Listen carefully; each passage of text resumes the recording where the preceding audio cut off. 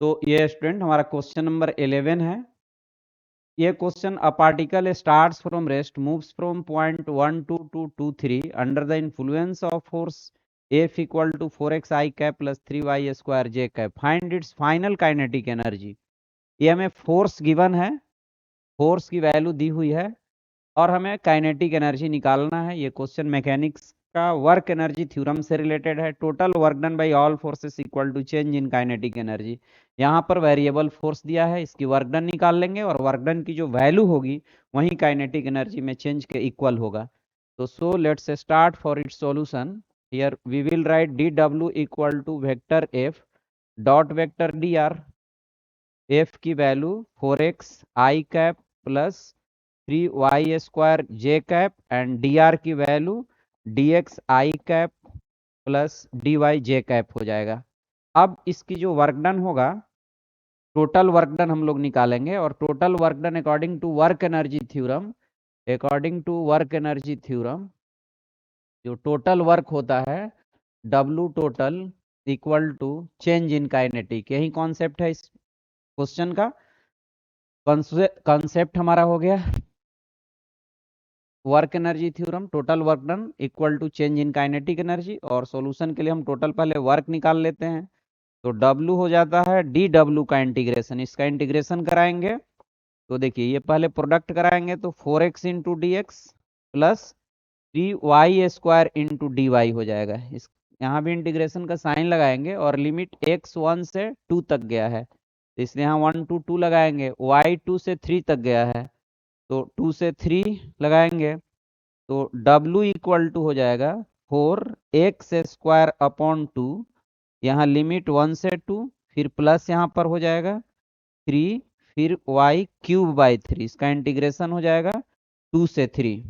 अब हम limit put करेंगे तो हमारा आंसर भी आ जाएगा। देखिए 3 से 3 कैंसिल आउट हो जाएगा, यहाँ 2 से 4 2 टाइम्स में कैंसिल आउट हो जाएगा। तो सो वर्क की वैल्यू हमें मिला 2 और यहाँ 2 का square minus higher limit minus lower limit, तो 2 square minus 1 square plus next में हो जाएगा y क्यूब, तो 3 का क्यूब माइनस 2 का क्यूब, तो यहाँ 3 क्यूब माइनस 2 क्यूब हो जाएगा। तो W इक्वल टू हो जाएगा 2 इंटू 3 प्लस यहाँ पर 9 इंटू 3 27 हो जाएगा, 27 माइनस 8, तो W की वैल्यू 6 प्लस 19 इक्वल टू 25 आ जाएगा। तो इस तरह से स्टूडेंट यहाँ पर वर्क डन की वैल्यू 25 आ गया, तो हमारा आंसर हो जाएगा चेंज इन काइनेटिक एनर्जी 25 हो जाएगा। अब हम लोग नेक्स्ट क्वेश्चन की ओर चलते हैं। इससे भी मॉडरेट कैटेगरी में रखा जा सकता है। चलिए अब क्वेश्चन नंबर आप 12 देखेंगे। क्वेश्चन नंबर 12 है, find distance between first maxima in single slit diffraction pattern when light of wavelength lambda 1 and lambda 2 pass through the slit, first maxima. Student ये डिफ्रैक्शन का क्वेश्चन है, सिंगल स्लिट डिफ्रैक्शन। तो यहाँ पर हमें formula use करना होगा। First maxima का डिस्टेंस निकालते हैं a sine theta equal to 3 lambda by 2 से। अब मान लो यहाँ स्लिट है, यहाँ पर स्क्रीन लगी हुई है, तो यहाँ से हम लोग इसको y और ये हमारा d होता है ना, और a इसका डायमीटर है।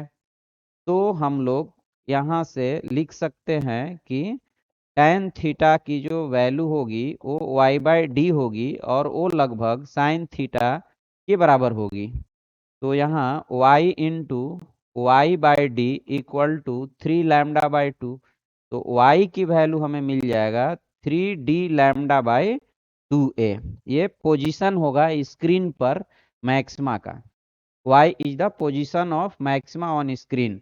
तो दो अलग अलग वेवलेंथ के लिए y1 y2 मिलेगा, एक में लैम्डा 1 दूसरे में लैम्डा 2 डालेंगे, तो इसलिए डिस्टेंस जो हो जाएगा, जो डेल y होगा वो हो जाएगा 3d बाई 2a, तो बाहर हो जाएगा लैम्डा 2 माइनस लैम्डा 1। इसमें फर्स्ट के लिए जैसे y1 के लिए 3d लैम्डा 1 बाई 2a रखेंगे और सेकेंड के लिए 3d लैम्डा 2/2a रखेंगे, डिफरेंस करा देंगे, हमें आंसर मिल जाएगा, राइट।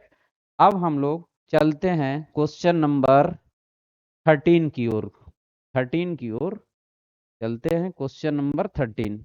ओके, ये हमारा क्वेश्चन मॉडर्न फिजिक्स से है। मॉडर्न फिजिक्स न्यूक्लियर रिएक्शन से रिलेटेड है, बाइंडिंग एनर्जी का क्वेश्चन है। बाइंडिंग एनर्जी पर न्यूक्लियन दिया हुआ है सारे न्यूक्लियंस की, और नंबर ऑफ न्यूक्लियंस जो है वो इंडिकेटेड है, जो कि इसके बराबर होगा मास नंबर। यहाँ पर प्रेजेंट है, यहाँ पर रिप्रेजेंट है, यहाँ पर रिप्रेजेंट है।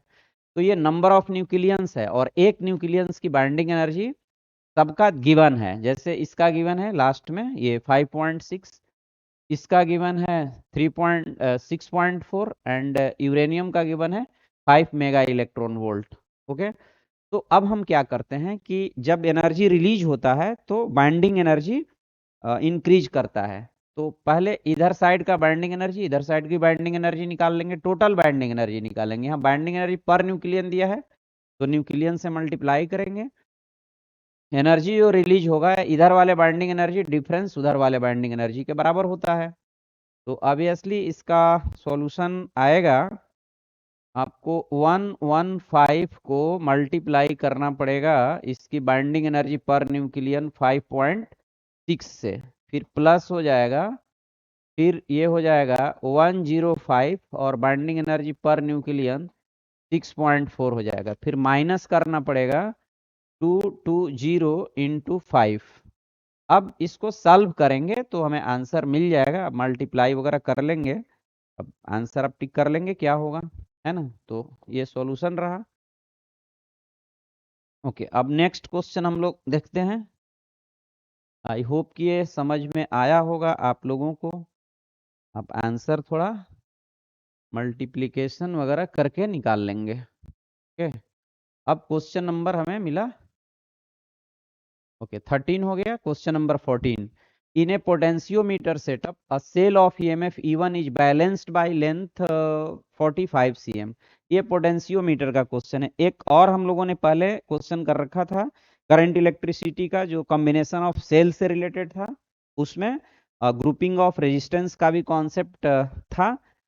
अब हम उसी चैप्टर का एक और क्वेश्चन देख रहे हैं यहाँ पर कि पोटेंशियोमीटर का क्वेश्चन है, मतलब इलेक्ट्रिसिटी, करंट इलेक्ट्रिसिटी चैप्टर को ज्यादा प्रायोरिटी दी गई है। इससे दो क्वेश्चन हमें देखने को मिल रहा है, एक क्वेश्चन ये है और इसके पहले भी हम लोगों ने एक सॉल्व करा था, है ना। अब हम इस क्वेश्चन को सॉल्व करते हैं। ये पोटेंशियोमीटर से जो आपने पढ़ा होगा कि comparison of EMF of cell through potentiometer, उसका यूज है पोटेंशियोमीटर का। और इसमें आपको जो ईएमएफ E1/E2 का value comes out to be you know that कि E1/E2 अगर बैलेंसिंग पॉइंट L1 और L2 पर रहा तो E1/E2 इक्वल टू L1/L2 होता है, राइट। तो अब यहाँ पर L1 की वैल्यू गिवन है, E1/E2 की वैल्यू दी हुई है, डिफरेंस ऑफ बैलेंसिंग लेंथ, मतलब L1 L2 का डिफरेंस निकालना है, राइट। तो यहाँ पर हम लोग लिखेंगे 3/2 इक्वल टू L1 की वैल्यू 75 है, N2 की वैल्यू निकाल लेनी है, तो 3L2 इक्वल टू 75 इंटू 2 हो जाएगा, तो ये हो जाएगा 15 टाइम्स। तो L2 की वैल्यू, और ये हो जाएगा 25 टाइम्स, तो L2 की वैल्यू आ गया 50 सेंटीमीटर।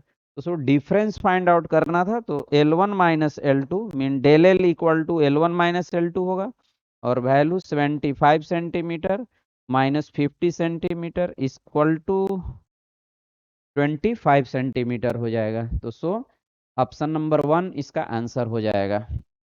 अब हम नेक्स्ट क्वेश्चन को देखते हैं, question number 15। Okay, question number 15. A scaled rod of length 1 meter is balanced at 40 cm mark as shown in figure. A coin of mass 10 gram is kept at 10 cm mark. In the balance situation, find mass of rod. Actual में इसका इसका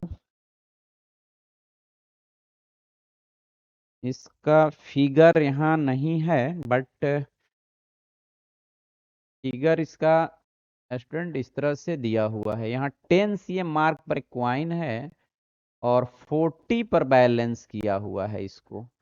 तो यहाँ से mg rod का workout करेगा और यहाँ से क्वाइन का वर्कआउट करेगा, m डैश g वर्कआउट करेगा, है ना। और चूंकि ये 40 पर है तो इधर से, और ये 10 cm दिया है, और यहाँ से ये जो दूरी दी हुई गई है वो 40 सेंटीमीटर दी हुई है, तो ये 30 सेंटीमीटर हो जाएगा। और ये चूंकि 50 सेंटीमीटर पर लगेगा ना, रॉड एक मीटर स्केल है तो 1 मीटर का है, तो अब ऐसे की वाली दूरी अब ये 40 है ना इधर, तो ये हो जाएगा आपको 10, तो ये 10 हो गया।